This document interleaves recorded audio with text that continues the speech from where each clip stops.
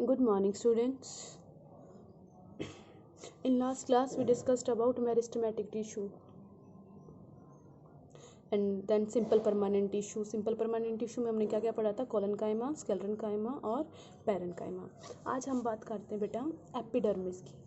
ठीक है, तो एपिडर्मिस क्या होती है? एपिडर्मा वर्ड, एपिडर्मिस कहाँ से आया है? एपिडर्मा वर्ड से. और एपिडर्मा वर्ड का मीनिंग ही क्या होता है? स्किन. ठीक है, और कवरिंग. तो जो एपिडर्मिस लेयर है ना, वो एज अ कवरिंग की तरह काम करती है. अब कवरिंग है तो कहाँ पे प्रेजेंट होएगी? Outer most layer of the cell की. कोई भी सेल है उसकी जो आउटर मोस्ट कवरिंग है, जो टिश्यू प्रेजेंट है, ठीक है, तो वो क्या होती है? आपकी एपिडर्मिस. टिश्यू की फर्स्ट लेयर की जो सेल है उसको क्या बोलेंगे हम? एपिडर्मिस. और ये प्रोटेक्शन प्रोवाइड करती है. ये क्या है? एपिडर्मिस पूरे प्लांट को कवर करती है. It cover entirely plant. Cover entire plant की पूरे प्लांट को कवर करती है. कैसी होती है? Single layer of cells present होती हैं एपिडर्मिस के अंदर, जिनके बीच में कोई इंटरसेलुलर स्पेस प्रेजेंट नहीं होता है. कोई स्पेस नहीं है. ठीक है, क्योंकि इन्हें बाहर एक कवरिंग बनानी है. ठीक है, तो ये बिल्कुल एक सेल के बाद एक सेल, एक सेल के बाद एक सेल, इस तरीके की एपिडर्मल टिश्यू होता है. तो क्या होगा? एपिडर्मिस आउटर मोस्ट लेयर है, कवर एंटायर प्लांट, पूरे प्लांट को एंटायर कवर करके रखती हैं. And it is thin layer of single cell. Single cells की एक पतली सी लेयर बनी हुई है. कुछ एक्सेप्शंस केस होते हैं जब ये थिक होती हैं. वो किस केस में? डेजर्ट एरिया में. देखो डेजर्ट एरिया में क्या होगा बेटा? डेजर्ट एरिया में पानी की कमी होती है. ठीक है, अब यहीं पे एपिडर्मिस लेयर में ही ना पोर्स प्रेजेंट होते हैं, जिन्हें हम स्टोमेटा बोलते हैं, जिनके अंदर से पानी का लॉस होता है. तो पानी को सेव करने के लिए यहाँ पे डेजर्ट एरिया में एक कवरिंग होती है इसके बाहर, जिसे क्या बोलते हैं? क्यूटिकल. थिक सेल्स होती हैं. ठीक है, तो मोस्टली एपिडर्मल टिश्यू में थिन लेयर सेल्स होंगी. कुछ एक खास कंडीशंस में लाइक डेजर्ट एरिया में कैसी होती हैं? थिक होती है. सेल्स कैसी होंगी? Cells are flat with no intercellular space. Epidermis cells होती हैं जो रूट में, ऐसे प्रेजेंट है होती है ना, ये लाइक ये रूट है, तो ये रूट के क्या प्रेजेंट होंगे? साइड में रूट हेयर्स. इनका काम क्या होता है? वाटर को एब्जॉर्ब करने का. ठीक है, तो एपिडर्मल सेल्स हैं रूट हेयर में, जो क्या उनका फंक्शन क्या है? They help in absorption of water. अब बात करते हैं what is the function of epidermis. देखो, प्रोटेक्शन प्लांट को प्रोवाइड कर रही है. किसी फंगी का इन्फेक्शन ना हो प्लांट के अंदर. ठीक है, फंगी का इन्फेक्शन ना हो, ज़्यादा से ज़्यादा वाटर लॉस ना हो, प्लांट अपने पानी को सेव कर सके. और जब भी कोई इंजरी हो जाए, प्लांट को कोई इंजरी हो जाती है, तो ये क्या करती है? एक ऐसा मटेरियल सिक्रीट करती है, वैक्स लाइक सब्सटेंस सिक्रीट करती है. ठीक है, उस वैक्स लाइक सब्सटेंस को हम क्या बोलते हैं? क्यूटिकल. ये वाटर रेजिस्टेंस होती है बेटा क्यूटिकल. कैसी होती है? Water resistant. वाटर रेजिस्टेंट होगी, इसके अंदर से पानी बाहर नहीं जाएगा. ये वैक्स क्या है? इंजरी से बचाने का काम कर रही है. That is known as the cuticle.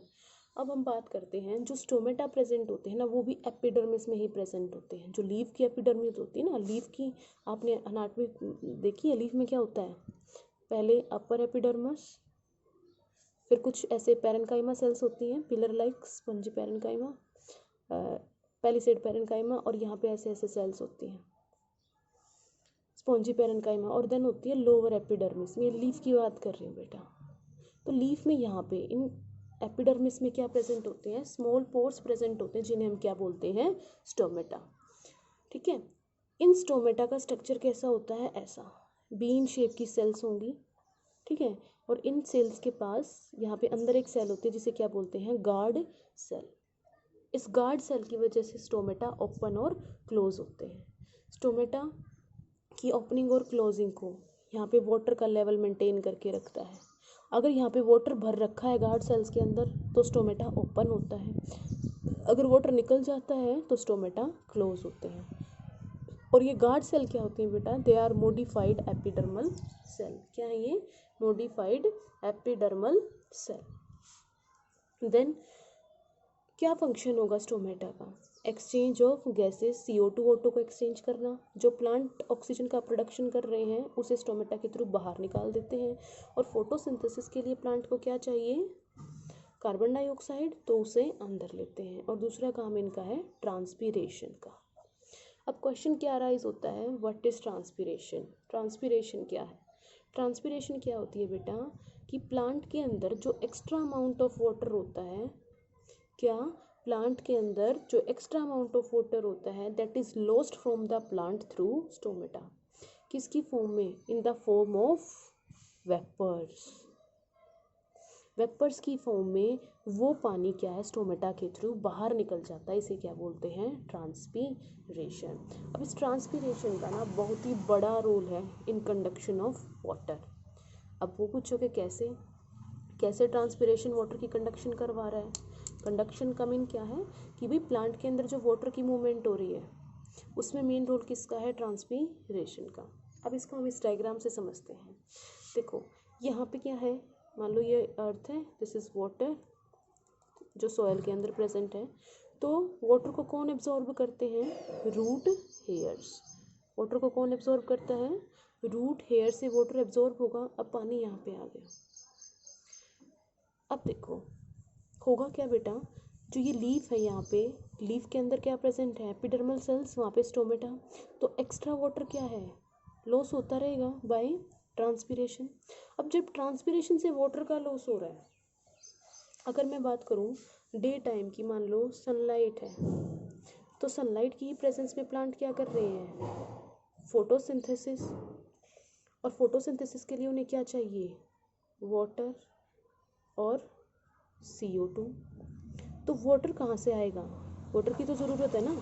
Water plant कहाँ से ले रहा है? रूट से।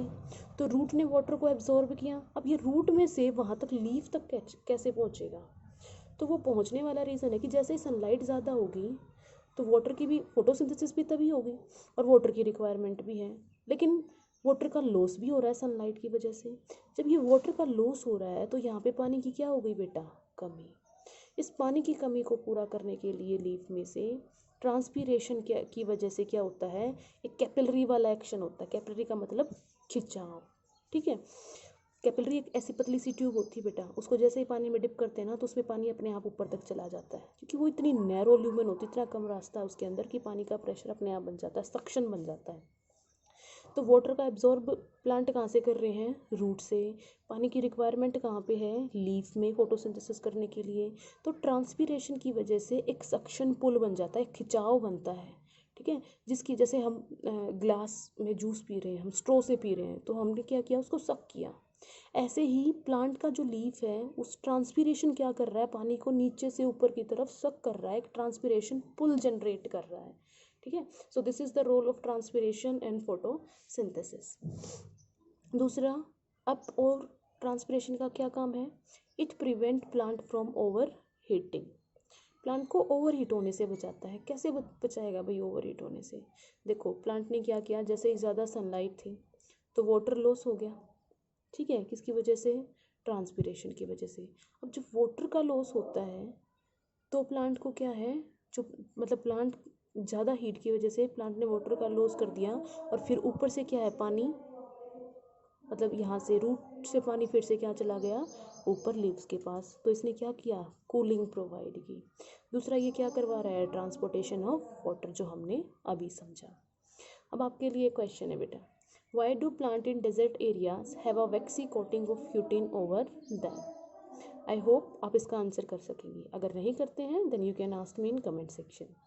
सेकेंड क्वेश्चन है, why do branches of old trees are different than the stems of a new plant? ऐसा क्यों होगा बेटा कि जो ब्रांचेस हैं वो ओल्ड ट्री की डिफरेंट होती हैं with the stem of new plant?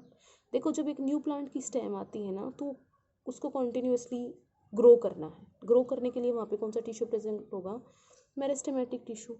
इसलिए वो कैसी दिखाई देती है हमें? थोड़ी सी लिविंग, ठीक है, ताजी नई भरी दिखती है।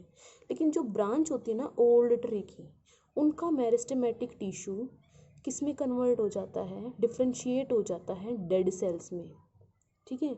और वो डेड सेल्स को हम क्या बोलते हैं? बार्क, या क्या बोलेंगे? कोर्क, ठीक है। तो जब वो बार्क बन जाती है ना, that is a dead cell का टिश्यू। इसीलिए जो ब्रांच होती है वो पुराने ट्री की नए प्लांट की स्टेम से वो डिफरेंट होती है। नए प्लांट में तो मेरिस्टेमेटिक टिश्यू एक्टिव है और पुराने प्लांट में क्या है, मेरिस्टेमेटिक टिश्यू डिफरेंशिएट हो चुका है बार्क फॉर्मेशन के लिए। ठीक है, आई होप आपको ये टॉपिक एपिडर्मिस और ट्रांसपीरेशन क्लियर हुआ होगा। If you understand the topic, अगर आपको वीडियो अच्छी लगी then you can like it and subscribe my channel. Thank you, have a nice day.